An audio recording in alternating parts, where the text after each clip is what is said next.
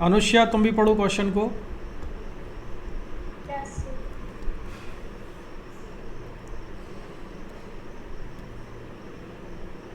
A projectile can have same range r for two angle of projections at given speed। यानी कि एक ही speed पर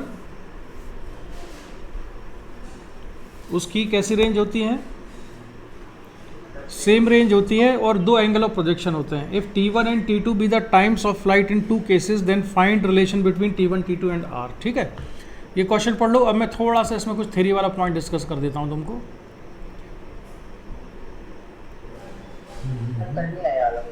रुको, अब मैं इस पर आ रहा हूँ जरा। वेदांती रेंज का फॉर्मूला बताओ क्या होता है। प्रोजेक्टाइल मोशन में रेंज का फॉर्मूला क्या होता है? सर रेंज का पूछ रहे हैं। हाँ, रेंज का। u square sine 2 theta by g. u square sine 2 theta upon g. और इसमें थीटा क्या है? सर एंगल है। कौन सा एंगल है? Angle of projection. Theta angle of projection कहलाता है। अब देखो, जो साइन 2 थीटा में जैसे ये होता है ना साइन 2 थीटा, तो इसमें अगर मैं रखूं suppose I take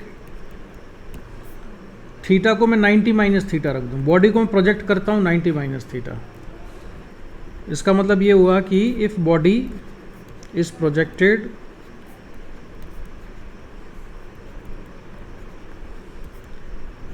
eight angle 90 minus theta, अगर हम उसको 90 माइनस थीटा से प्रोजेक्ट करेंगे तो ये फॉर्मूला क्या बन जाएगा? देखो, R equal to u square sine 2 theta के जगह क्या रखा मैंने? 90 माइनस थीटा अपॉन जी। अब साइन 2 को अंदर मल्टीप्लाई कर देंगे तो कितना हो जाएगा वेदांती? तो ये होगा 180 minus 2 theta. Sine 180 minus 2 theta कितना होगा वेदांती, तुम बताओ। एक मिनट रुक जाओ, उसको बोलने दो। साइन 180 माइनस अल्फा कितना होगा? साइन अल्फा ही होता है। ये फॉर्मूला ट्रिग्नोमेट्री का, साइन 180 माइनस अल्फा कितना होता है? साइन अल्फा ही रहता है वेदांती। तो इसलिए साइन 180 माइनस 2 थीटा कितना होगा?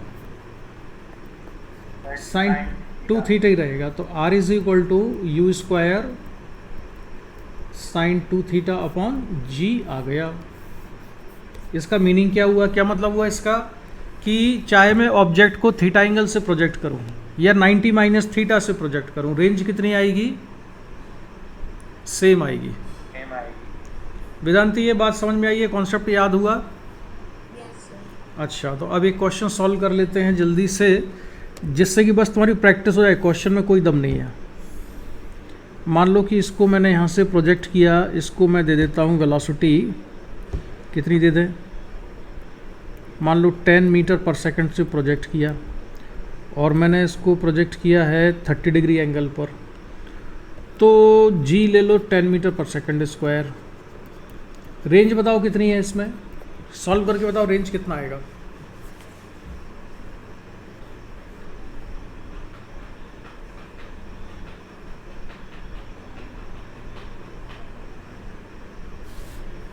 रेंज बताओ बच्चों।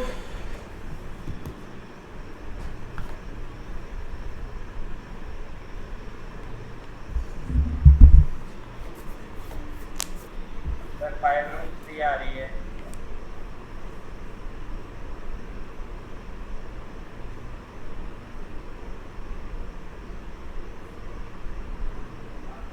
सर रेंज 5√3 आ रही है। 5√3। Yes sir. वेदांती, तुमने कितनी निकाली? सर मेरी u square sine 2 theta upon g. Vedanti, कितना आया तुम्हारा आंसर रेंज का? सर मेरे को एक दो चीज़ों की वैल्यू नहीं पता सर। किसकी वैल्यू नहीं पता? सर साइन 30 की और साइन कॉस 30। साइन 30 की वैल्यू नहीं पता तो तुम्हारे कान खींचे जाएंगे। साइन 30 कितना होता है? 1/2। साइन 60 होता है √3/2। इधर 10 नहीं है। कॉस 30 होता है √3/2। कॉस 60 होता है 1/2। याद रखो ये वैल्यूज़।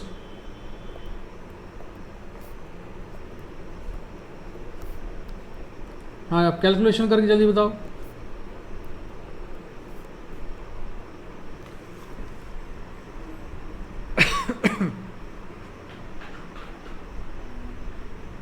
अनुष्या तुमने नहीं किया?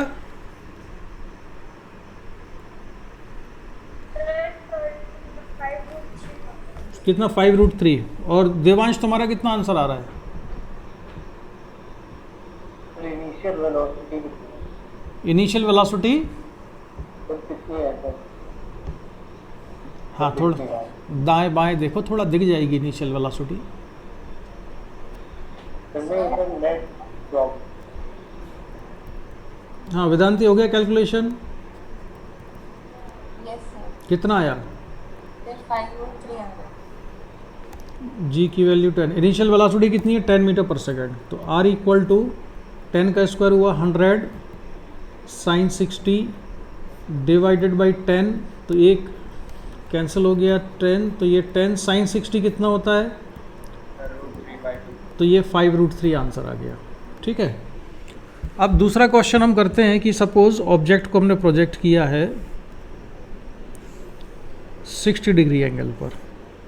ठीक है, इसकी वेलोसिटी है 10 मीटर पर सेकेंड ही, लेकिन एंगल ऑफ प्रोजेक्शन कितना है इस बार? 60 डिग्री है। अब फिर रेंज निकालो इसमें। R = कितनी आती है? फॉर्मूला वही लगाना है, U² sin 2θ/g। तो R = 10 का स्क्वायर sin 2θ की वैल्यू 60/g, तो ये हो जाएगा sin 120 डिग्री। sin 120 डिग्री को लिख सकते हो sin 90 + 30, और sin 90 + 30 कितना होगा? cos 30।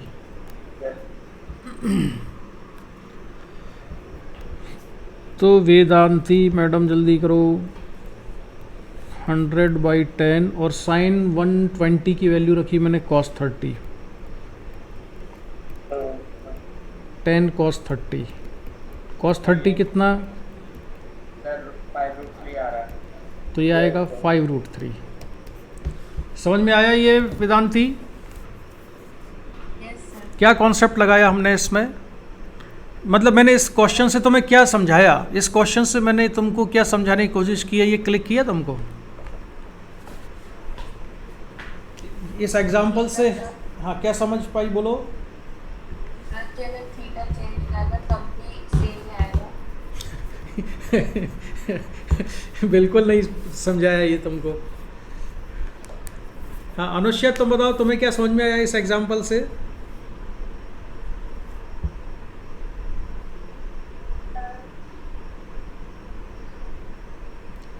बोलो क्या समझ में आया तुमको? ये जो एग्जाम्पल है इससे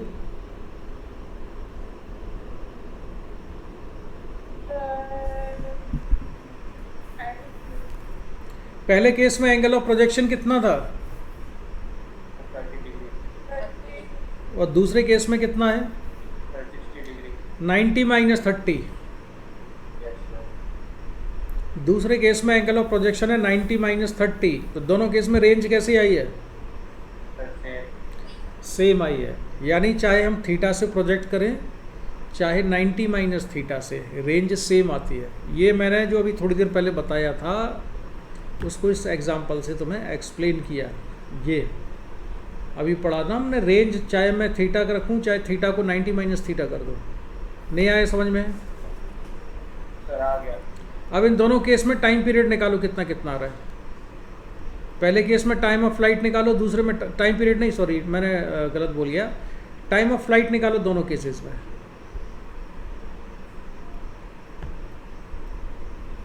पहले केस में टाइम ऑफ फ्लाइट कितना है और दूसरे केस में कितना है?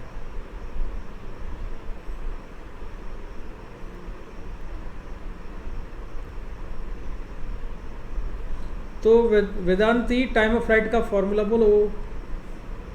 The time of flight है 2u sin 30 डिग्री, मतलब अभी क्वेश्चन के अकॉर्डिंग 30 क्वेश्चन के अकॉर्डिंग नहीं, जनरल फॉर्मूला क्या है? that 2u sin theta by g। हाँ, 2u साइन थीटा बाई जी है। तो दोनों केस में टाइम ऑफ फ्लाइट निकालो, कितना कितना आ रहा है।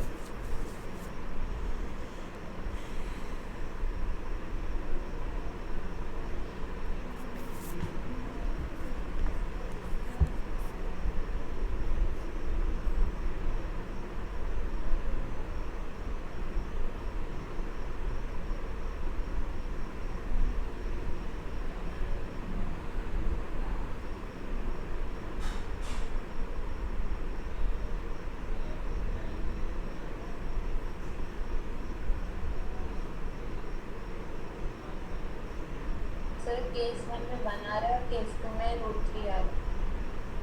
देवांश तुम बताओ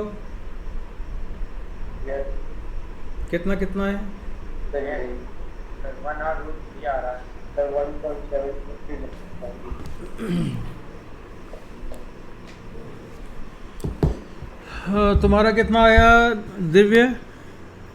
सर 1 और √3 आ रहा है। 2u साइन थीटा अपॉन जी, ये फॉर्मूला होता है। तो हमने लिखा 2u की वैल्यू 10 साइन 30 अपॉन 10, तो ये आ गया 1 सेकेंड। दूसरे वाले केस में time of flight t2 equal to कितना जाएगा? 2 इंटू 10 इंटू साइन 60 बाई 10, तो कितना आया? 3 आएगा 3 के √3? सर। √3 आ जाएगा टाइम ऑफ फ्लाइट। ठीक है, अच्छा चलो ये भी होगी प्रैक्टिस तुम्हारी। अब एक चीज़ देखो, टाइम ऑफ फ्लाइट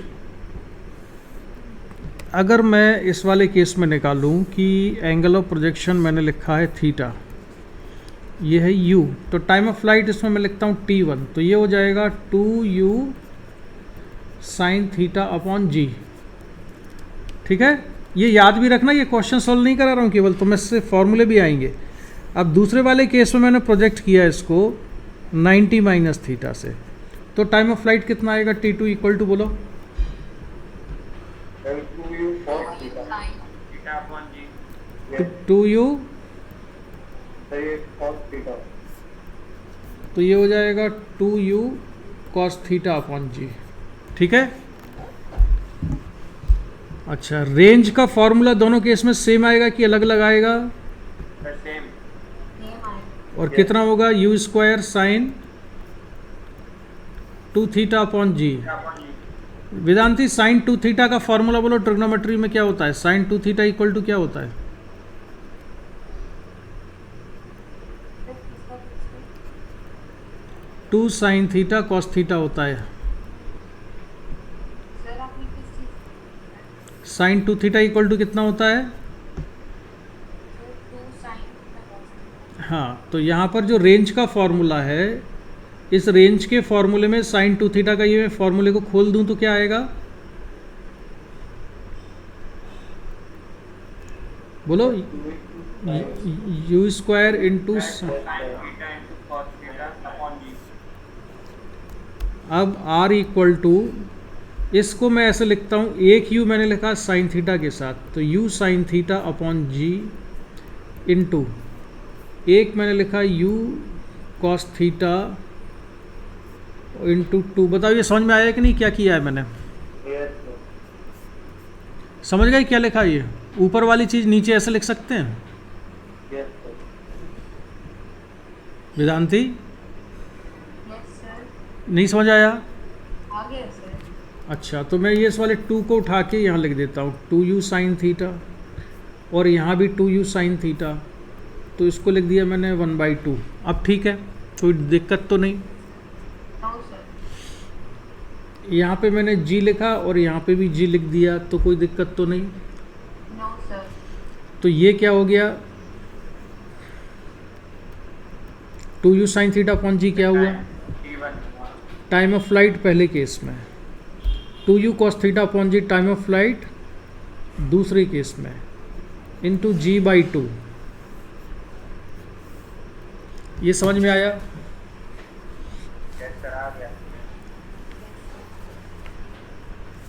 तो यही फॉर्मूला होता है। इसको हाँ, टाइम ऑफ फ्लाइट अगर 2 हैं तो R equal to T1 T2 upon G/2 ऐसा लिख सकते हैं।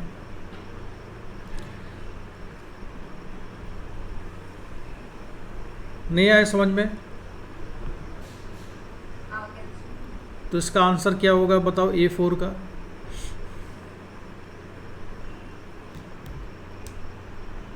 Sir, R equals to T1 into T2 upon G/2. हाँ, तो ये हमने डेरिवेशन इसका कर लिया।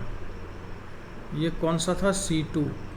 और चलो आंसर तुम खुद ही चेक करते रहना। और बताओ क्या डाउट है इसमें? Sir, A8. A का Sir, 8. A1 Sir, 8. मैं नहीं समझ में नहीं आया। A को 8 कह रहा है, 8. Yes, sir. अच्छा A8।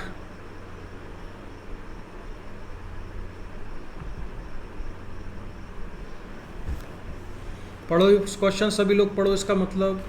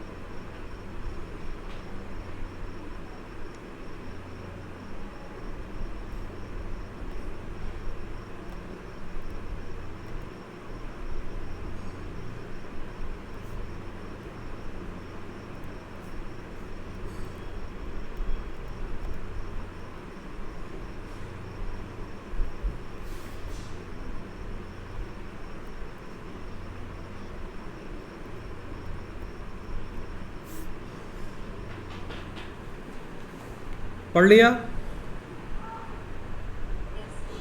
Yes, sir. तो ये इसमें क्या नहीं आ रहा है बताओ? The distance of the car from the gun when the shell hits it. क्या नहीं आ रहा बोलो इसमें? सर, तो फिर इसकी रेंज निकाल लेंगे सीधे सीधे। सीधे सीधे रेंज निकालनी। Very good. तो रेंज निकालो, कितनी होगी इसकी? मेरी अलग आ रही है। कार की रेंज निकालो कितनी, सॉरी प्रोजेक्टाइल की रेंज निकालो। U²। और एंगल ऑफ प्रोजेक्शन कितना था? 45। और ये थी वेलोसिटी कितनी है? 72/√2 किलोमीटर पर आवर में। इसको मीटर पर सेकंड। अच्छा पीछे आंसर देखो, इसकी यूनिट क्या है? डिस्टेंस मीटर में है कि किलोमीटर में दी है? मीटर में ही दी होगी। तुम इसको चेंज कर लो, 72/√2 को मीटर पर सेकंड में। तो क्या करना पड़ता है? किससे मल्टीप्लाई करते हैं? किस? 5/18 से। तो अब कितना हो जाएगा ये? 5/18 से मल्टीप्लाई कर देंगे तो 18 से 72 को डिवाइड किया तो कितनी बार? 4 टाइम्स। कितना हो गया? 20√2। तो ये जो वेलोसिटी है ये कितनी है? 20√2 मीटर पर सेकंड है। ठीक है, तो रेंज निकालो सभी लोग। रेंज कैलकुलेट करो कितनी आ रही है इसकी।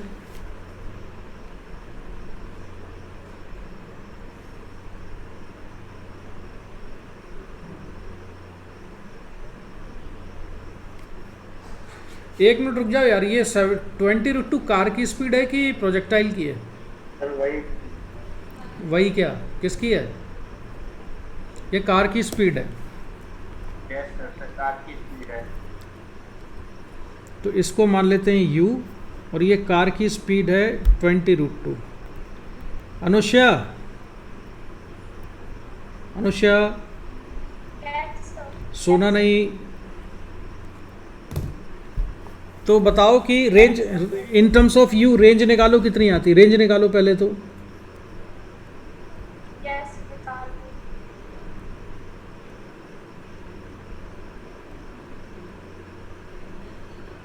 Sir u square upon g. हाँ, तो in terms of u range कितनी हो जाएगी sir u square upon g. Devansh? वो देवांश, यस सर। हाँ, u square sine 2 theta upon g, तो रेंज कितनी आई?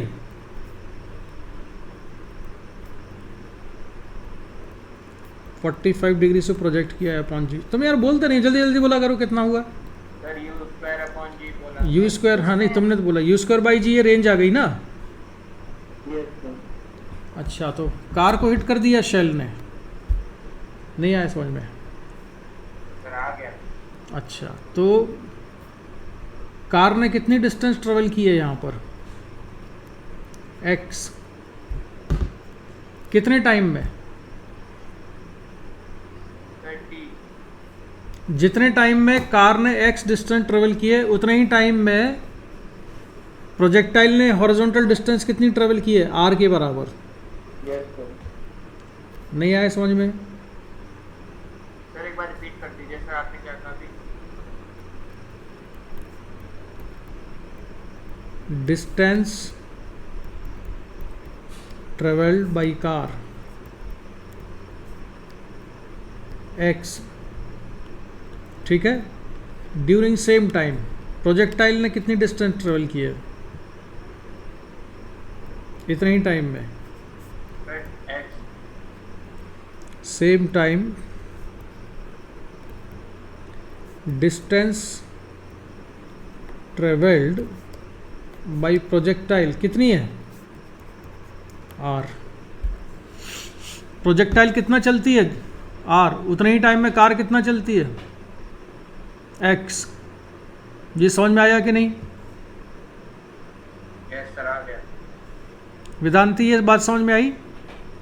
एक्स चली गई 50 प्लस एक्स। नहीं, 50 पे तो ऑलरेडी थी, 50 मीटर आगे थी ना वो गन से।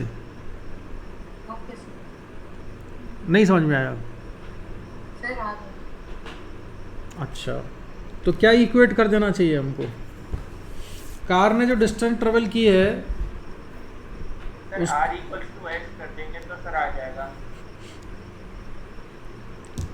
डिस्टेंस थोड़ी इक्वल है इनकी, टाइम इक्वल है। Yes sir. नहीं समझ में आया? सर आ गया। तो प्रोजेक्टाइल को कितना टाइम लगा आर डिस्टेंस कवर करने में?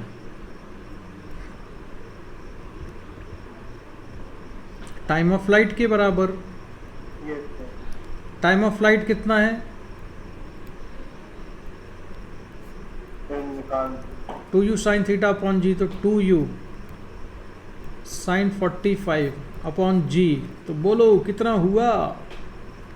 Sir 2 upon root 2u upon root 2g। यार रूट 2u अपॉन जी भी लिख सकते हैं। Yes sir. तो ये टाइम है, इतने ही टाइम में कार ने कितनी डिस्टेंस ट्रेवल की है? एक्स। Sir x. तो क्या लिखें हम इसको? वेलोसिटी कितनी है कार की? 20 रूट 2। Yes sir. और टाइम कितना? Sir root 2u upon g। तो ये डिस्टेंस कितनी हो गई? एक्स। सर कोई ये एक्स हुई कि नहीं? Yes sir. Yes sir. X को और रेंज को में आपस में क्या रिलेशन है?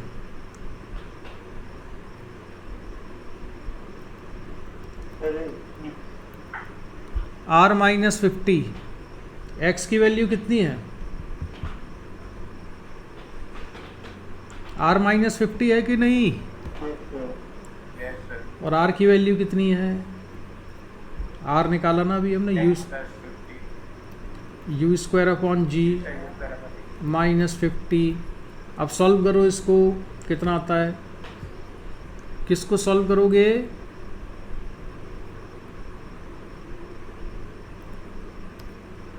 ये जो मैंने रिलेशन लिखा हुआ है ये वाला, इसको सॉल्व करके बताओ कितना आ रहा है। इससे यू निकल आएगा।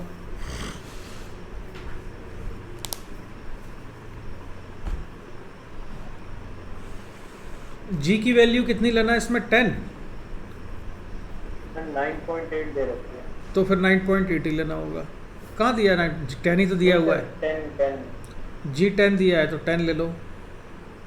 ये क्वाड्रेटिक इक्वेशन बनेगी ना यू में?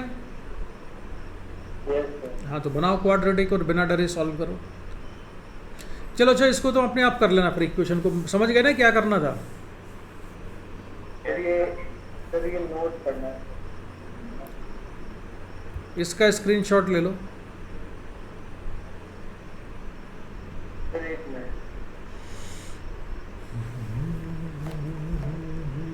Vedanti yes sir. बोलते रहा करो, मुझे लगता तुम डर तो नहीं गई हो। कुछ डाउट इसमें तो पूछो बेटा। सर अभी तो कोई नहीं समझ आ रहा। अच्छा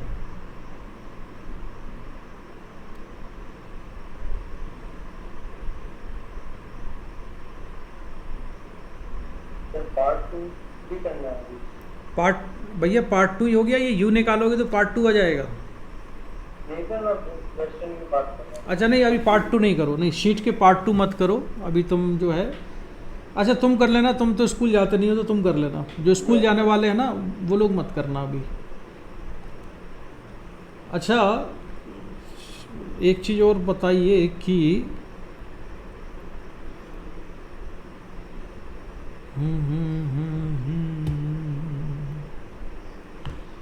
अब आ जाते हैं हम अपनी स्लाइड्स पर। तो ये है, एक बार फिर रेंज का फॉर्मूला लिख रहा हूँ मैं यहाँ पर। रेंज का फॉर्मूला है R equal to u square sine 2 theta upon जी।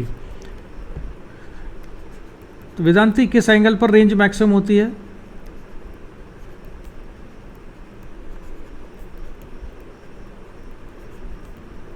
किस एंगल ऑफ प्रोजेक्शन पे रेंज मैक्सिमम आती है वेदांती?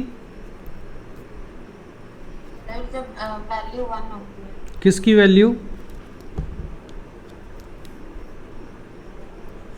क्या सर? किसकी वैल्यू 1 होती है? नहीं नहीं, उसको बोलने दो। किसकी वैल्यू 1 होती है? जब सर साइन थीटा मैक्सिमम की वैल्यू 1 होती है। तो यहाँ पर ठीक है, तुम ये बताओ कि रेंज मैक्सिमम कितने एंगल पर आएगी, कितने थीटा से प्रोजेक्ट करें इसको? नहीं, उसको बोलने दो जरा वेदांती को। वेदांती, एंगल ऑफ प्रोजेक्शन कितना होना चाहिए मैक्सिमम रेंज के लिए? सर 90 हम्म 90 डिग्री। हाँ, मतलब ऐसे प्रोजेक्ट कर देना ऑब्जेक्ट को। ये 90 डिग्री से प्रोजेक्ट कर दिया तो ये यहाँ गई और यहाँ आ गई। ठीक है? क्यों वेदांती?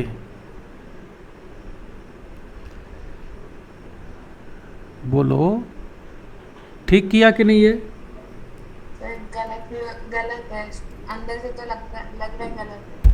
अच्छा, इसमें जो डायग्राम बना है इसमें रेंज कितनी है?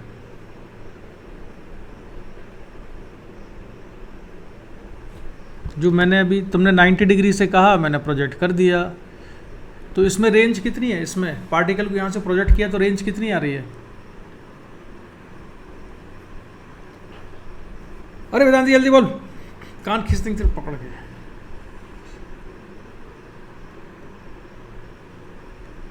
नहीं आ रही रेंज समझ? इसमें रेंज कितनी है? 0 है। जीरो रेंज है। हॉरिजॉन्टल चले ही नहीं कुछ पार्टिकल। 90 डिग्री पे जीरो रेंज आएगी। वेदांती तुम पूरा भूल गई हो, तुम कुछ नहीं पढ़ रही हो घर पे, पता है? तुमने कुछ रिवाइज नहीं किया। तुम झूठ बोल रही हो कि तुमने आज एक्सरसाइज शुरू की थी। सर की थी कभी जो दिक्कत आ रही थी प्रोजेक्टाइल मोशन में। तो तुमने को ये नहीं पता भी जो सबसे पहले हमने पढ़ा था कि रेंज मैक्सिमम किस एंगल पर होती है? Sir 45 degree. 45 डिग्री पे। थीटा इक्वल टू 45 पे रेंज मैक्सिमम होती है। ये हम पढ़ चुके हैं, ये सारा कर चुके हैं। रेंज मैक्सिमम निकालने के लिए मैक्सिमम रेंज किस किस एंगल पर आएगी, हमने देखा नहीं है उसको। ये हमने, और इस पर रेंज वगैरह तो ठीक ठाक हमने फार्मूले भी डेराइव करे थे इस पर, ये पढ़ किया था। ये देखो, ये मैं तुमको क्लास में करा चुका हूँ। ये देखो स्लाइड वो वाली जो तुमको पढ़ाया हुआ है, ये तुम्हारी क्लास है जिसमें थीटा इक्वल टू नीचे π/4 है। Condition for range to be maximum सबसे ऊपर लिखा हुआ है। तो अगर तुमने रिवाइज किया होता तुमको याद होता ये बहुत ही सिंपल सी चीज़ें। तुम तो स्कूल में फिर कुछ नहीं करके आओगे, ये तो स्कूल लेवल वाली चीज़ें हैं सारी।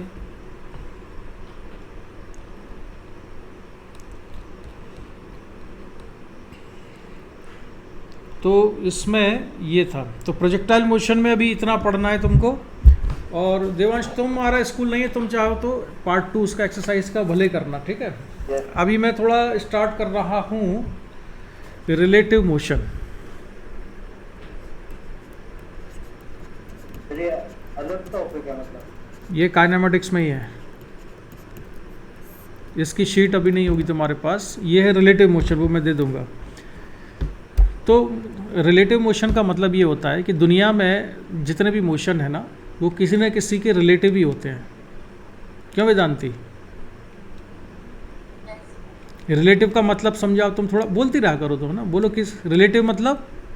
सर जब हम चीज़ों को रिलेट करते हैं, मतलब एक्सप्लेन करो। मतलब एक चीज़ को दूसरी चीज़ से कंपेयर करके थोड़ा उसको सारे मोशन रिलेटिव होते हैं, मतलब एक मोशन दूसरे मोशन का चाचा ताऊ मामा भाई बहन होता है, ऐसा? सर मतलब एक दूसरे में यूज होते हैं फॉर्मूले। आपकी आवाज़ नहीं आ रही। एक दूसरे में यूज होते हैं का मतलब भी नहीं समझा। समझाओ समझाओ समझाओ मुझे, वेदांती बोलो। चलो अनुष्या तुम बताओ, रिलेटिव मोशन मतलब? सर अगर टू बॉडीज है तो उनके बीच का motion, like one body is moving in respect with the other. जैसे ये बस है, ये जा रही है 5 मीटर पर सेकंड से, और यहाँ पे ग्राउंड पे एक आदमी खड़ा हुआ है, ये रोड पे चल रही है, ये यहाँ से देख रहा है। तो इस आदमी को ये बस किस वेलोसिटी से मूव करती हुई दिख रही है? क्यों वेदांती? 5 मीटर पर सेकंड से। और यहाँ पर मान लो कि यहाँ पर वेदांती है, इसके अंदर ये जा रही है 2 मीटर पर सेकंड से। तो वेदांती तुमको जो है इधर बिठा देते हैं, इधर से देखो तुम, ऐसे बैठ के देखो यहाँ से। तो तुम यहाँ से बैठ के देख रही हो तो तुम्हें बस की स्पीड क्या दिखेगी? की स्पीड से ज़्यादा, कितनी 3 मीटर पर सेकंड है? ये जो कार है, इस कार के रिलेटिव तुम्हें बस जो है सेम स्पीड से जाती हुई दिख रही है या अलग? 5 से ज़्यादा से जाती हुई दिखेगी या 5 से कम? क्यों वेदांती? तो 5 से कितना कम? अंदाज लगाओ थोड़ा।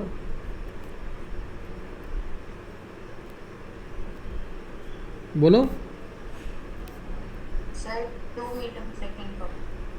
अच्छा, अब एक कार ये जा रही है, इसकी वेलोसिटी है 5 मीटर पर सेकंड, और इस पर एक ऑब्जर्वर है, मान लो ये दिव्य है। तो दिव्य तुम्हें बस किस वेलोसिटी से चलती हुई दिखेगी? सर दोनों एक साथ चलते हुए दिखेंगे सर, बस और कार। ऐसे नहीं, वेलोसिटी बताओ। बस की वेलोसिटी कितनी है तुम्हारे रिलेटिव? सर 5। तुमको बस 5 से जाती हुई दिखेगी? तुमसे बस आगे निकल जाएगी कि तुमसे पीछे रह जाएगी? सर साथ साथ चलनी चाहिए। तो आगे निकली कि पीछे निकल गई बस? सर पीछे। पीछे रह जाएगी? Yes sir. क्यों रह जाएगी पीछे बस तुमसे?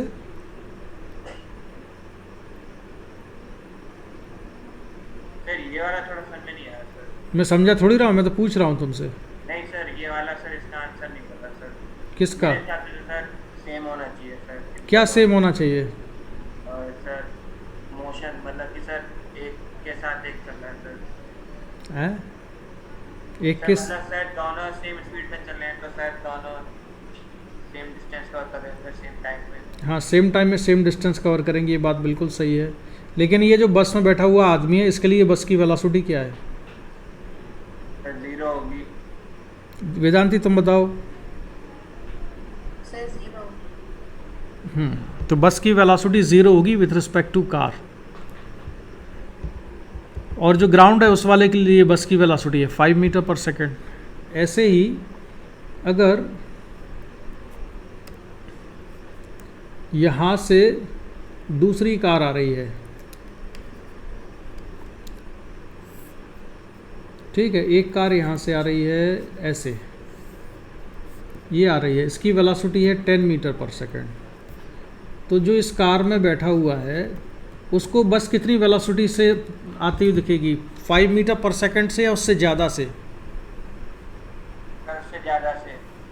कितने ज़्यादा से? सर 5 मीटर पर सेकंड से। हाँ, अच्छा, एक सेकंड में जो ये वाली कार है, ये लेफ्ट साइड वाली, ये एक सेकंड में कितनी डिस्टेंस कवर करेगी? सर 5। 1 सेकंड में कितना चलेगी? 5, पूरा बोला करो, 5 मीटर। और एक सेकंड में बस कितना चलेगी यहाँ पर?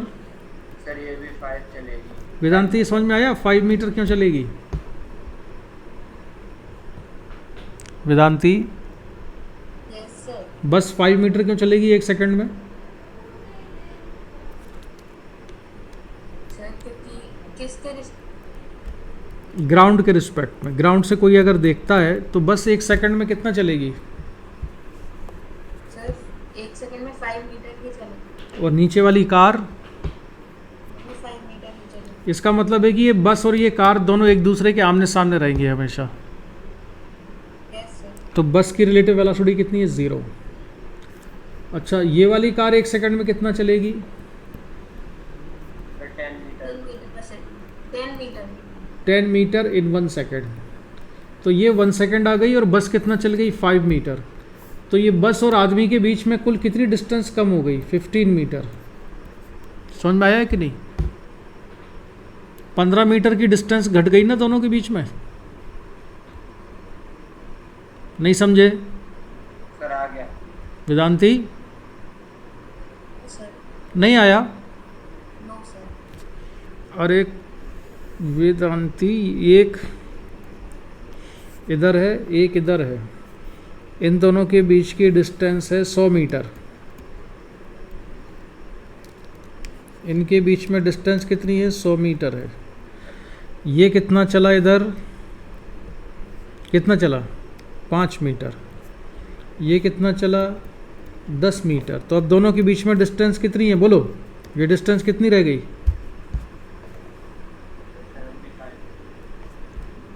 सर मेरे से ही पूछ रहे हैं ना. हाँ, तुमसे ही पूछ रहा हूँ। सर 75 है. कितनी रह गई? 75. सुन के बोला ना तुमने? No sir 100 sir 85। तो ये 75 कहाँ से आ गया? सर 85 आएगा। क्यों वेदांती? क्या सर? दोनों के बीच में अब डिस्टेंस कितनी है?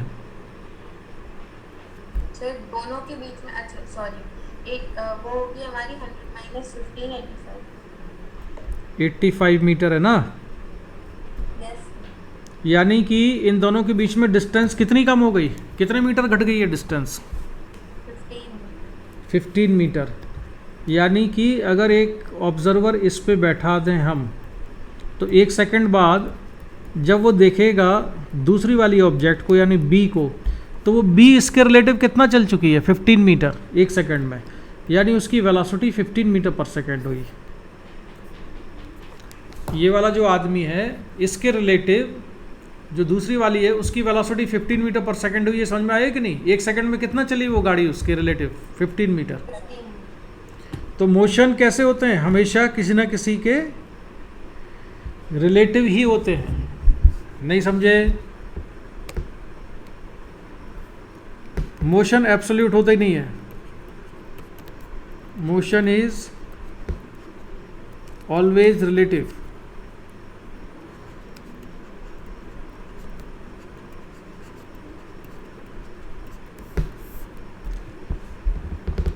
अब देखो रिलेटिव वेलोसिटी हम कैसे निकालते हैं। जैसे मुझे एक की वेलोसिटी दूसरे के रिलेटिव निकालनी है, velocity of A with respect to B, तो इसका फॉर्मूला होता है velocity of A with respect to ground minus velocity of B with respect to ground, और ये वेक्टर में रिलेशन है। लेफ्ट साइड में क्या लिखा है मैंने, वेलोसिटी ऑफ, अरे बोलो, a with respect to b. V a b का मतलब क्या है, velocity of A with respect to b. A g का मतलब क्या है, velocity of A with respect to ground. और वी, ये velocity of B with respect to ground. Yes. चलो अब इस फॉर्मूले का एप्लीकेशन देखना है हमको। एग्जाम्पल, एक बॉल ये है ए, दूसरी बॉल है ये बी। ये बॉल जा रही है यहाँ पर 10 मीटर पर सेकंड से, और ये जा रही है 20 मीटर पर सेकंड से। तो तुमको बताना है velocity of A with respect to B. तो इसमें कौन सा फॉर्मूला लगाएंगे, velocity of A with respect to ground minus velocity of B with respect to ground. यहाँ देखो, जब हम लिखते हैं ना velocity of A with respect to B, तो विथ रिस्पेक्ट टू बी का मतलब होता है ये, विथ रिस्पेक्ट टू बी मतलब जिसके रिलेटिव निकाल रहे हैं उसका नोटेशन या सिंबल बाद में आता है। ये किसके रिलेटिव है, बी के रिलेटिव, ठीक है। Yes sir. यानी कि ये ही ऑब्जर्वर है, बी ऑब्जर्वर है। तो ऑब्जर्वर कहाँ बैठा है इसमें, बी पर, ऐसे, और वो किसको देख रहा है, ए को, ठीक है। कोऑर्डिनेट सिस्टम हम मान लेते हैं ये वाला है, एक्स और वाई, और हम इसमें वैल्यू सब्स्टिट्यूट करेंगे। Velocity of A with respect to B equal to, A with respect to ground कितना है, 10, पॉजिटिव या नेगेटिव, पॉजिटिव। बी कितना है, 20 पॉजिटिव या नेगेटिव। Sir positive. तो ये कितनी आई रिलेटिव वेलोसिटी, -10। इसका मतलब क्या है, बी को ऑब्जेक्ट कहाँ जाती हुई दिख रही है, लेफ्ट या राइट, सर लेफ्ट में। कित- और किस वेलोसिटी से जाती हुई दिख रही है, लेफ्ट में, -10 metre per second. 10 metre per second से लेफ्ट में जाती हुई दिख रही है। वेदांती तुमको समझ में आया ये, यस सर। लेफ्ट में जाते हुए क्यों दिख रहा है ए, सर माइनस साइन टू।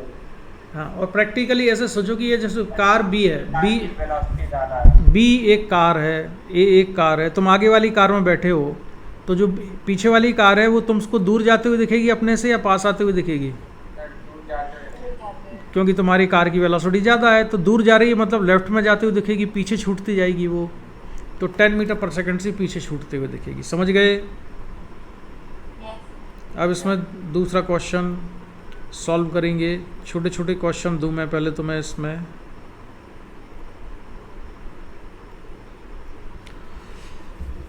तो ये बताना है, एक बॉल है, ये है ए और दूसरी है B.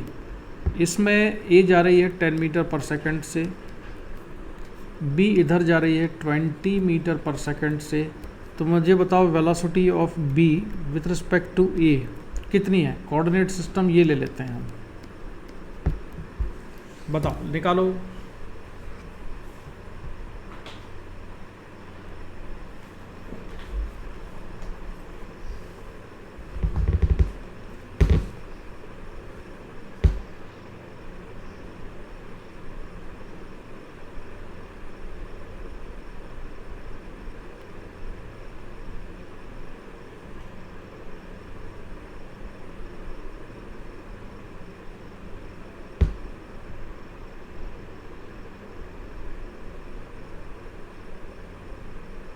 Sir 30 metre per second आ रही है। डायरेक्शन बताओ। सर पॉजिटिव होगा। पॉजिटिव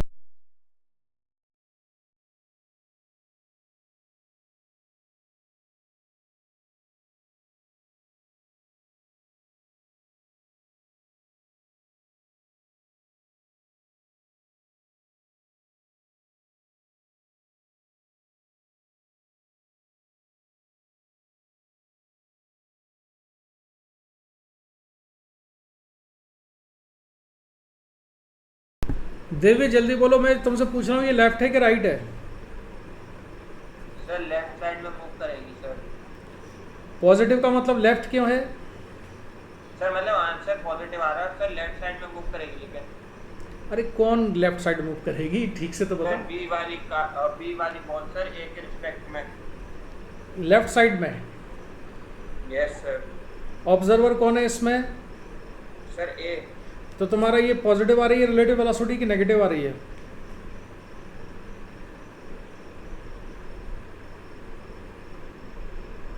अनुष्या तुम बताओ। नेगेटिव आ रही है सर, नेगेटिव। अनुष्या तुम बताओ। सर मेरे भी नेगेटिव ही आ रहा है। वेदांती तुम बताओ। सर नेगेटिव आ रही माइनस तो ए देख कौन रहा है? ऑब्जर्वर कहाँ बैठा हुआ है? ए पर। ऑब्जर्वर ए पर है, तो बी उसको कहाँ जाता हुआ दिखेगा, लेफ्ट में कि राइट में? सर लेफ्ट में। Sir right.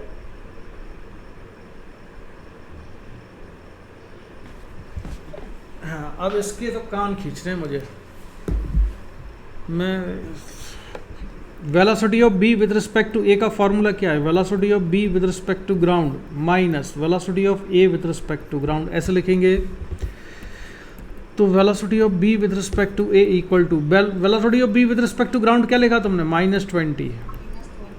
और इसको कितना लिखा? +10। तो कितना आया? -30 मीटर पर सेकेंड। तो ये नेगेटिव का मतलब क्या है? लेफ्ट हमारे केस में। तुम चाहो तो आई कैप जे कैप भी लिख सकते हो। Velocity of B with respect to ground कितनी है? -आई कैप, और ये है 10 + आई कैप लिखा, लेकिन बाहर नेगेटिव था। तो अल्टीमेटली सॉल्व करने पर ये कितना आया? -30 आई कैप मीटर पर सेकेंड। तो ये नेगेटिव एक्स एक्सिस की डायरेक्शन में जा रही है वेलोसिटी, ओ सॉरी ऑब्जेक्ट। समझ गए? रिलेटिव वेलोसिटी को ऐसे निकाला जाता है। क्यों वेदांती? अच्छा, लेकिन अभी मैं क्या करूँगा, अब 5 बस मैं थोड़ा सा और तुमको बताऊंगा, नहीं तुम्हारे ऊपर से निकल जाएगा। रिलेटिव वेलोसिटी को हम इन चीज़ों के लिए नहीं पढ़ते जो कि मैंने अभी तुमको बताया है। एक्चुअल में प्रैक्टिकली रिलेटिव वेलोसिटी हम पढ़ते हैं बहुत ही अलग चीज़ के लिए। किसके लिए पढ़ते हैं? कि एक बॉडी जा रही है ए यहाँ पर, और एक ऑब्जेक्ट जा रही है बी इधर। अब ये एक ही लाइन पर नहीं है, दोनों अलग अलग डायरेक्शन में है। और अगर मैं कोऑर्डिनेट सिस्टम ऐसा मान लेता हूँ, ठीक है, एक्स वाई, और वेलोसिटी सिंप्लिसिटी के लिए मान लूँ कि ये जा रही है 10 मीटर पर सेकंड से, और ये भी जा रही है 10 मीटर पर सेकंड से। एक एक्स एक्सिस के लाऊंगे, एक वाई एक्सिस के लाऊंगे। तो मुझे देखना है velocity of A with respect to B. तो फॉर्मूला क्या हो जाएगा बच्चों? जल्दी बोल दो, बोलो क्या लिखूं?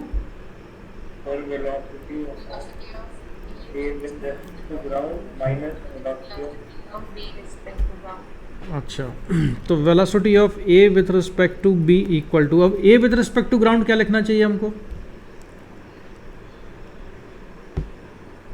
बोलो बोलो, गलत होगा और क्या होगा, लेकिन बोलो तो सही। और B with respect to ground कितना लिखूं? सर 0। क्यों 0 क्यों?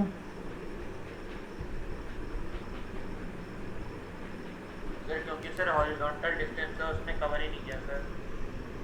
इसको मैं लिखूंगा a with respect to ground 10 i cap, और बी की वेलोसिटी कितनी लिखेंगे? 10 जे कैप। आया समझ में ये? Yes sir. ऑब्जर्वर कहाँ बैठा हुआ है? सर बी पे। सर बी पे। तो ऑब्जर्वर अगर बैठा हुआ है इधर ऐसे, तो इसको ऑब्जेक्ट ए किधर जाती हुई दिखेगी? सर राइट साइड में। राइट में, लेफ्ट में नहीं दिखेगी। अब तुम्हारे को नहीं समझ में आएगा अभी। वो इस वेक्टर की डायरेक्शन में जाती हुई दिखेगी। ये रिलेटिव वेलोसिटी की डायरेक्शन आई है, 10 i cap minus 10 J cap. ये वेक्टर कैसा होगा? 10 आई कैप मतलब इधर, और माइनस 10 जे कैप किधर बनाऊंगा? इधर, माइनस 10 जे कैप। तो इसका टोटल वेक्टर ये आया, 10 i cap minus 10 J cap. ये एंगल कितना होगा? 10 थीटा इक्वल टू कितना आएगा? 10/10। परपेंडिकुलर भी 10, बेस भी 10। एंगल निकालते समय माइनस प्लस नहीं करते हैं क्योंकि एंगल स्केलर क्वांटिटी होती है। तो थीटा कितना आया? थीटा हो जाएगा 45 डिग्री। इसका मतलब मालूम क्या हुआ, जो तुम्हारे को अभी दिमाग से तुम सोच नहीं सकते, इसलिए हमें फॉर्मूले वेक्टर लगाने पड़ते हैं इसमें। इसको ये जाते हुए दिखेगा, सोचो ज़रा कहाँ जाते हुए दिखेगा ये,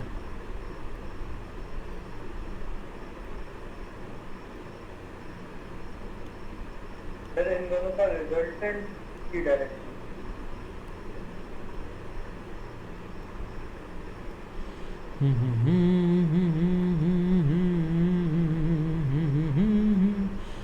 अभी रुक जाओ, बता रहे हैं बच्चों तुमको। ये ए है यहाँ पर, है ना, इसको ये 45 डिग्री है और ये किसकी डायरेक्शन है, ये है tan i cap minus tan j cap. यानी ऑब्जर्वर बी को ऐसा लगेगा कि ये जो ए है ना, ये इस लाइन के अलोंग जा रहा है। लगेगा नहीं, मतलब उसके लिए वो जा ही रहा है इधर। अगर ये जो बी है ये कार में बैठा हुआ जा रहा है इधर और ए इधर जा रहा है सीधा, लेकिन बी को ये किधर जाता हुआ दिखेगा, ऐसे जाता हुआ दिखेगा कि इधर आ रहा है। हाँ वेदांती बोलो, क्या समझ में नहीं आया? सर ये चीज़ समझ नहीं आ रही कि आपको कैसे, मतलब कि हम कैसे डिसाइड कर रहे हैं कि बी पे बैठा हुआ ऑब्जर्वर या ए पे बैठा हुआ?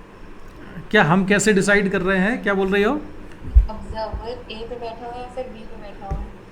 हाँ, जब मैं लिखता हूँ ना velocity of A with respect to B, तो मैंने सिंबल बी बाद में लिया है ना इसमें, अच्छा ओके ओके सर। और जिसकी वेलोसिटी हम सब्ट्रैक्ट करते हैं वो ऑब्जर्वर होता है। हमने वेलोसिटी सब्ट्रैक्ट किसकी की है, बी की सब्ट्रैक्ट की है ये, तो ये ऑब्जर्वर है। जिसकी वेलोसिटी सब्ट्रैक्ट होती है ये ऑब्जर्वर होता है, ठीक है? Okay yes sir. हाँ, तो अब बताओ क्या? और ये तो रिजल्टेंट ही होगा। हाँ, रिजल्टेंट है ये। रिलेटिव वेलोसिटी की जो वेक्टर आ रहा है उस डायरेक्शन में जाते हुए दिखेगा। अब रुको, तुमको समझाते हैं कि प्रैक्टिकल लाइफ में और उसमें क्या फ़र्क होता है। जैसे कि यहाँ पर एक फ्लाईओवर है और इस फ्लाईओवर से गाड़ियाँ जाती हैं ऐसे, ठीक है, ऐसे फ्लाईओवर से गाड़ी जा रही है और तुम यहाँ पर खड़े हुए हो, तो तुमको ये कार ना यहीं जाते हुए दिखेगी। लेकिन एक दूसरी गाड़ी है,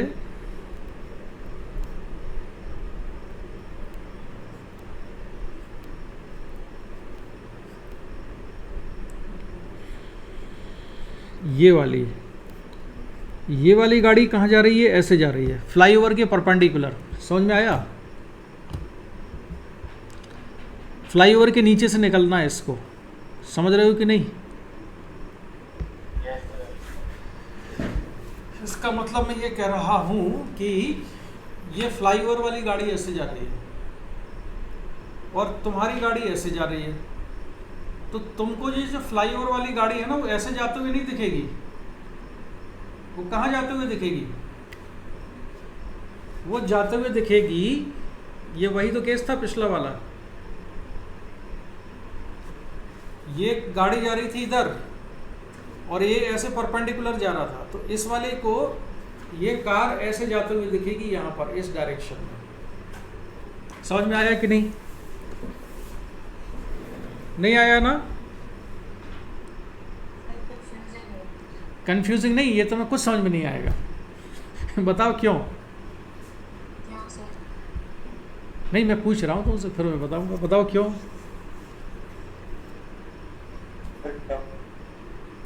नहीं, टफ नहीं। उसका रीज़न ये है कि तुमको ऑलरेडी पहले से पता है कि फ्लाईओवर पे गाड़ी ऐसे ही जा रही है, इसलिए तुम्हारा दिमाग बता देता है कि वो ऐसे जा रही है। जो आंखें हैं ना, वो आंखों पे तुम भरोसा नहीं करते हो। तुम्हारे को मालूम है कि फ्लाईओवर ऐसा है, तुम उसके नीचे से ऐसे जा रहे हो। अभी भी नहीं समझ में आया है ना? नहीं आया? अब अरे झूठ मत बोलो, नहीं आया अभी समझ में। अभी मैं समझाऊंगा तब समझ में आएगा। लेकिन अगर ओशियन की बात करें, समंदर की बात करें, जहाँ पर दूर दूर तक किनारा नहीं है, वहाँ पर एक शिप जा रहा है ऐसे और दूसरा शिप आ रहा है ऐसे, ठीक है? एक शिप इधर जा रहा है, दूसरा इधर जा रहा है, और इनके पास कंपेयर करने के लिए दूर दूर तक कोई चीज़ नहीं है। ना तो कोई ट्री है, ना कोई बिल्डिंग है, ना शोर है, किनारा भी नहीं है। तो पानी में जो ये वाला शिप है ना बी, इसको ये वाला शिप इधर ही आता हुआ दिखेगा, ऐसे कि ये वाला शिप ऐसे आ रहा है। बात समझ में आई? सर ऐसे कैसे दिखता है टेढ़ा? तुमको लग रहा है कि टेढ़ा है, कहाँ है टेढ़ा बताओ ना, टेढ़ा कहाँ हुआ?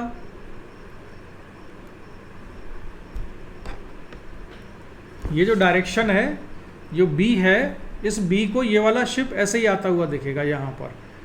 हमको ग्राउंड पे हम क्यों विजुलाइज नहीं कर पाते हैं? क्योंकि हमने बचपन से उन चीज़ों को ऑलरेडी हमें पता है कि फ्लाईओवर ऐसा है भाई और हम ऐसे जा रहे हैं। दूसरी चीज़, हमारी जो वेलोसिटी होती है ना, वो इतनी ज़्यादा होती नहीं है कि हमको एंगल में चेंज इतना बड़ा नज़र आए। अच्छा, शिप वाले एग्जाम्पल से तुम्हारे दिमाग में थोड़ा थोड़ा चमका होगा कि पानी में एक शिप यहाँ पे जा रहा है, दूर दूर तक पानी है, और यहाँ पर भी क्या है, पानी है, इसके भी चारों तरफ। तो किनारे विनारे से कहीं से आपको पुरानी देखी हुई चीज़ से आइडिया लगेगा नहीं। तो जो बी है, इसको ये इधर ही आता हुआ दिखेगा। यही चीज़ तब भी होती है जब एयरप्लेन चलता है ऊपर, क्योंकि वहाँ पर भी एक दूसरे से कंपेयर करने के लिए बिल्डिंग नहीं होती है। तो एक प्लेन इधर आ रहा है और एक प्लेन इधर जा रहा है, तो इस प्लेन में बैठा हुआ जो पायलट होगा ना, उसको ये वाला प्लेन कहाँ जाता हुआ दिखेगा कि वो ऐसे आ रहा है, ऐसे आ रहा है, इधर आ रहा है। मतलब कितने एंगल पर आ रहा है? हर किसी एंगल पे नहीं। अगर जो मैंने पहला डेटा लिया था ये 10 और ये भी 10 है, तो ये कितने एंगल पे आता दिखेगा? 45 पे, कि ये ऐसे आ रहा है उसके पास में। ठीक है, हाँ। तो अब मैं यहीं पे छोड़ता हूँ, तुम यहीं सोचना, मैं इसके आगे बताऊँगा तो मैं झेलते नहीं बनेगा अभी, लेकिन मैं अभी तुम इस पर सोचना कि ऐसा होता है। जैसे कि मैंने तुमको लॉज ऑफ मोशन के में एक एग्जांपल दिया था कि लिफ्ट में जब तुम अंदर गए और लिफ्ट जैसे ही ऊपर जाती है, तो वेदांती तुमको अपना वेट बढ़ता हुआ फील होगा कि घटता हुआ? सर जब लिफ्ट ऊपर जा रही है, ऊपर, जैसे ही ऊपर उठती है तो कैसा लगता है? हैवी हो गए। हैवी हो गए। क्यों लगता है ऐसा हैवी हो गए?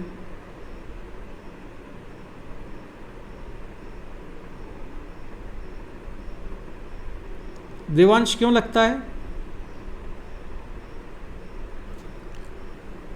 देवांश जल्दी बोलो। हाँ, उसमें हमको इसलिए ऐसा लगता है क्योंकि हमको आदत पड़ी हुई है अपने वेट की जो अर्थ पे होता है। लिफ्ट में जब हैवी लगता है तो हम कहते हैं हैवी हो गए, लेकिन उस बच्चे का सोचो, अगर कोई बच्चा लिफ्ट में पैदा होता ऊपर जाती हुई लिफ्ट में, और लिफ्ट में बड़ा हो जाता, तो उसके लिए तो वो नॉर्मल था। नहीं आया वेदांती समझ में? लिफ्ट वाला वेट उसको नॉर्मल लगता ना अगर वो लिफ्ट में बड़ा होता तो। लेकिन वो अर्थ पे आता तो क्या कहता? नहीं नहीं, लिफ्ट से उतर के अर्थ में आता तो क्या कहता?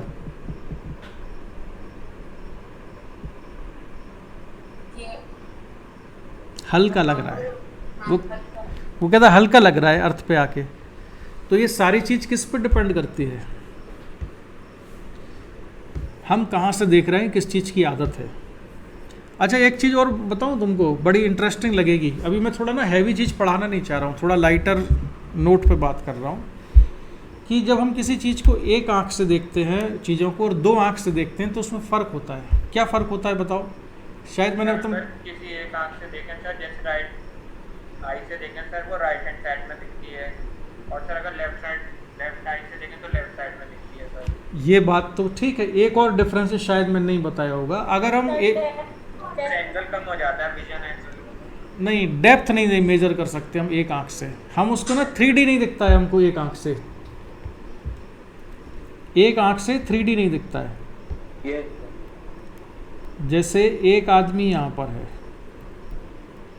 ऐसा आदमी मत बनाओ, अपन ऐसा बनाते हैं, ये आदमी है, इसकी ये आँख है और ये नाक है, ये मुंह है और ये पूरा मुंह हो गया, ये इधर है, बस ऐसा ही है टोटल। और दूसरा आदमी जो है वो भी इसी के जैसा है, यहाँ पर है ऐसे, ठीक है, दोनों आगे पीछे हैं। और तुम यहाँ से देख रहे हो उसको, कहाँ से? तुम यहाँ से देख रहे हो खड़े होके, और इन दोनों के बीच का डिस्टेंस मान लो कितना है, 1 मीटर है, और तुम दूर से देख रहे हो। अगर तुम एक आंख से देखोगे ना तो तुम बता नहीं सकते कि कौन आगे कौन पीछे है। ये प्रैक्टिकल करके देख सकते हो इस चीज़ को। मतलब तुम ये डिस्टेंस तो बता दोगे, लेकिन इन दोनों आदमियों के बीच का जो सेपरेशन है ना, आगे पीछे कौन है, ये नहीं, एक आंख से नहीं पता चलता है। ये जब हम 2 से देखेंगे तभी पता चलेगा कि एक आगे जा रहा है एक पीछे जा रहा है। तो वेदांती कहेगी कि ऐसा तो नहीं होता है। क्यों वेदांती? मैं तो वही ऑब्जर्व कर रही थी रूम में, बट लगा नहीं। हाँ, लगा नहीं। उसका रीज़न क्या है कि जो भी चीज़ों की तुम देखने की कोशिश कर रही हो ना, वो सारी चीज़ें तुमने ऑलरेडी पहले से देखी हुई हैं, तो तुम्हारे ब्रेन में इनकी इन्फॉर्मेशन ऑलरेडी फीड है। बात समझ में आई? Yes sir. तो इसलिए तुमको पता है कि इनमें थिकनेस है। लेकिन अगर दूर समंदर में 2 चीज़ें चल रही हों, ये 2 आदमी हैं बहुत दूर, आसपास कंपेयर करने कुछ नहीं है, तुम इसमें ना ये आगे और पीछे का तुम बता नहीं सकते कि आगे पीछे कौन है। इनमें 1 मीटर का सेपरेशन है, ये नहीं ऑब्जर्व कर पाओगे। अब प्रैक्टिकली कैसे ऑब्जर्व करना? अच्छा, तुम लोगों में से कोई स्कूटी वगैरह चलाता है क्या? कौन सी गाड़ी चलाते हो? तुम्हारा लाइसेंस तो होगा नहीं। मैं तुम ये लेक्चर रिकॉर्ड कर रहा हूँ, मैं ये लेक्चर रिकॉर्ड कर रहा हूँ और वहाँ पे गुड़गांव थाने में लेक्चर भेज दूंगा कि तुम कह रहे थे तुम गाड़ी चलाते हो, तुम अरेस्ट हो जाओगे। हाँ, क्या? तो होगा ही। हाँ, तो चलो, अगर तुम साइकिल चला रहे हो मान लो, और साइकिल चलाते हुए तुम एक आंख से साइकिल चलाओगे ना, तो तुम्हें बहुत अनकंफर्टेबल फील होगा। क्यों? क्योंकि आगे पीछे जो आगे चलने वाली जो गाड़ियाँ हैं ना, तुम्हें एक्चुअली उनके बीच का सेपरेशन का आइडिया नहीं होता है क्लियरली, कौन सी कितनी आगे है कितनी पीछे है। आए समझ में कि नहीं? Yes sir. आप तो एक आंख बंद करके चलाओगे, तुमने एक आंख बंद कर ली अपनी, तो तुमसे आगे जो गाड़ियाँ चल रही होंगी ना पास पास, उसमें तुमको अनकंफर्टेबल लगने लगता है, क्योंकि ये पता नहीं चलता है कि ये कितने आगे पीछे हैं। तो हम एक आंख से 3D नहीं देख सकते, 2 से 3D दिखते हैं। होता क्या है कि ना, एक आंख से जो रेज आती हैं, दूसरी आंख से जो रेज आती हैं, ब्रेन उसकी इमेज जो है ना 3 डायमेंशनल मिला के बनाता है। ब्रेन उसकी 3D इमेज बनाता है। इसलिए तुमने देखा होगा आजकल कई लोग क्लेम करते हैं मोबाइल कंपनियां के भाई 2 लेंस लगे हुए हैं, एक इससे इमेज बनेगी, इससे बनेगी, दोनों कंबाइंड करके इमेज की क्वालिटी इंप्रूव होगी, डेप्थ आ जाएगी उस पर। तो हमारा जो ब्रेन है ना, वो बहुत बड़ा कंप्यूटर है अंदर, यहाँ से रेज आती है, यहाँ से आती है, दोनों की इमेज को मिक्स करके 3D का फील होता है। तो इसीलिए मैं इतनी देर से तुमको समझाने की कोशिश कर रहा हूँ इसमें कि अगर ए जो है वो जा रहा है ऐसे और बी जा रहा है ऐसे, तो बी को पे बैठे हुए आदमी को या इस कार में बैठे हुए आदमी को ये लगेगा कि ये वाली कार ऐसे आ रही है। अगर ये प्रैक्टिकल लाइफ में तो एग्ज़ाम तुम इसको नहीं कंपेयर कर पाओगे। इसको इमेजिन करो कि पानी में हो, समंदर में हो, जहाँ पे किनारा दूर दूर तक नहीं है, कोई पेड़ पौधे नहीं है, तो ये इधर जा रहा है एक शिप, तो उसको दूसरा वाला शिप ना 45 डिग्री से आता हुआ दिखेगा, और हमेशा 45 से नहीं दिखेगा, डिपेंड करेगा कि ये वेलोसिटी कितनी है। ये 10 है और ये 10 है, इसलिए 45 है। अगर दोनों की वेलोसिटी हम 10-20 कर दें तो एंगल कुछ और हो जाएगा, 30-40 कर दें कुछ और हो जाएगा। ठीक है, समझ में आई ये बात? Yes sir. हाँ, तो मुझे इतनी सारी भूमिका बनानी पड़ी इसको पढ़ाने से पहले, रोटेशन, ये रिलेटिव मोशन को। इसके क्वेश्चन में तो मैं आगे कराऊंगा, ठीक है? अच्छा, रुको, एक चीज़ और मैं भूल ना जाऊँ। अब ये एक तो तरीका हो गया वेक्टर वाला, ये जो मैं तुम्हें बता रहा था। अब न्यूमेरिकल सॉल्व करने के लिए, विजुलाइज करने के लिए ज़्यादा आसान तरीका क्या है कि जैसे तुम ऑब्जर्वर कहाँ बैठा है, बी पर, है ना? तो ऑब्जर्वर क्या करना चाहिए तुम्हें? ऑब्जर्वर जहाँ बैठा होता है ना, वो अपनी वेलोसिटी उस ऑब्जेक्ट में जोड़ देगा जिसको वो देख रहा है। क्या कहा मैंने, बताओ? ऑब्जर्वर अपनी वेलोसिटी। सर, आपके कहने का मतलब ये है, जैसे आपने वेदांती के एग्जांपल लिया था क्या, बस 5 मीटर पर सेकंड और वेदांती के कार में 2 मीटर पर सेकंड। इस ऑब्जर्वर की खुद की वेलोसिटी कितनी है? 20। तो इस वाली में जोड़ दो, लेकिन डायरेक्शन बदल के, पलट के जोड़ दो। तो इसमें 20 इधर लगा दिए तुमने, 20 यहाँ लगा दिए, 10 इधर है, तो अल्टीमेटली कितनी हुई इसकी वेलोसिटी? -10 10 हो गई। किस तरफ हो गई 10? लेफ्ट की राइट? लेफ्ट। इधर। ये इसने अपनी इसमें पलट के जोड़ दी। बात समझ में आई? तो ऑब्जर्वर क्या करेगा, अपनी वेलोसिटी को पलट के दूसरी में जोड़ देगा, तो रिलेटिव वेलोसिटी निकल आएगी। डायरेक्शन को ठीक अपोजिट करके जोड़ना है।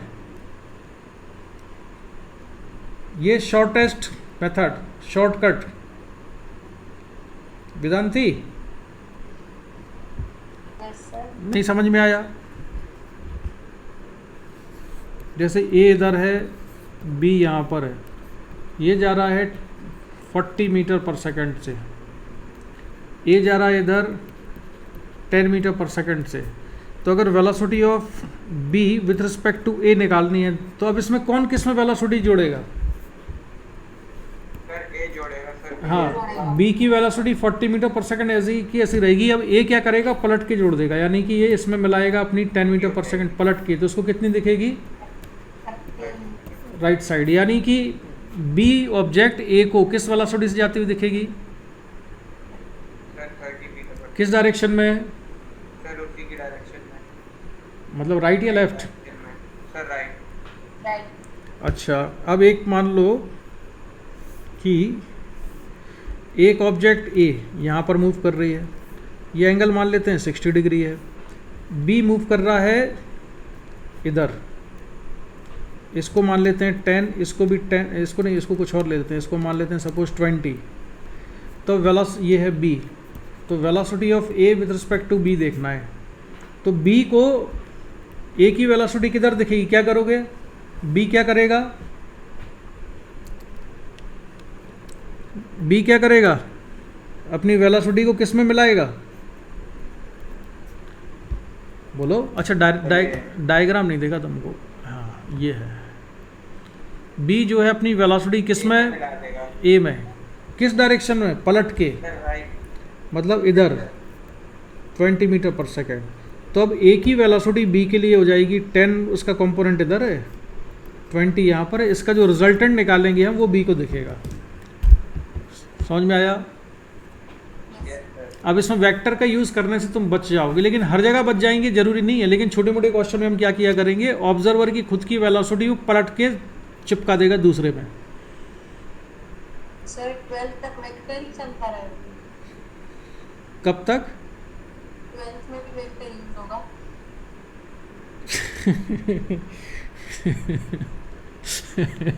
तुम बहुत हैरान परेशान हो गई हो ना वेदांती? हाँ चलेगा, वेक्टर चलता रहेगा। वेक्टर जो है, इसलिए तो वेक्टर पढ़ा था। अभी तो हमने क्रॉस प्रोडक्ट डॉट प्रोडक्ट नहीं पढ़े। वर्क पावर एनर्जी शुरू करने से पहले वो भी कराऊंगा तुम्हें। अनुष्या तुमको समझ में आया ये? Yes, sir. ये जो ऑब्जर्वर बी या कोई भी ऑब्जर्वर जब दूसरी ऑब्जेक्ट को देखेगा तो रिलेटिव वेलोसिटी निकालने के लिए हम क्या करेंगे, ऑब्जर्वर की वेलोसिटी, ऑब्जर्वर अपनी वेलोसिटी दूसरी बॉडी में फिट कर देगा डायरेक्शन पलट के। ये कॉन्सेप्ट समझ में आया? Yes, sir.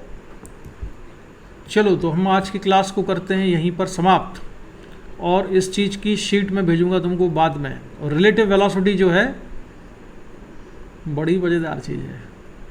वेदांती जो है मुझे लगता है रोएगी, अब इसमें रोने लगेगी, सर ये कब ख़त्म होगी रिलेटिव वेलोसिटी। क्या वेदांती, रोना नहीं, अपना दिल पक्का रखो, नहीं तो फिर डॉक्टर बनने के बाद इंजेक्शन कैसे लगाओगी किसी को, या ऑपरेशन कैसे करोगी? क्या वेदांती? Sir but